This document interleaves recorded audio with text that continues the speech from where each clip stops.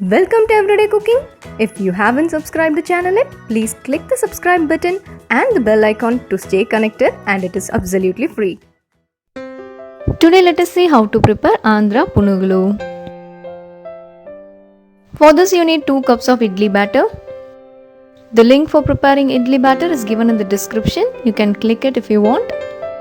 To the idli batter add 1 teaspoon of cumin seeds, 1.5 tablespoons of suji, that is semolina, 2 tablespoons of rice flour, quarter cup of chopped onions, 1 teaspoon of chilli powder, quarter teaspoon of asafoetida, that is hing, a handful of chopped coriander leaves, few curry leaves, the required amount of salt, and a huge pinch of baking soda.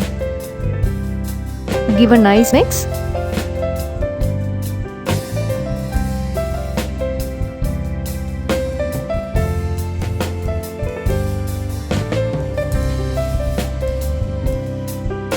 The batter consistency has to be like this. If your batter seems to be little loose, add some rice flour. Now let us deep fry this in hot oil and in medium flame.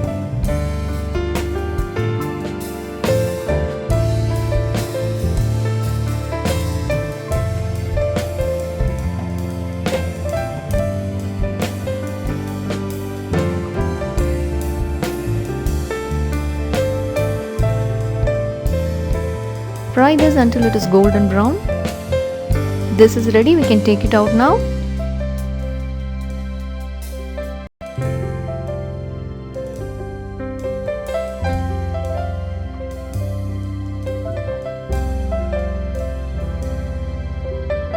Hope you liked the recipe. We'll join you in another interesting recipe, and don't forget to subscribe the channel.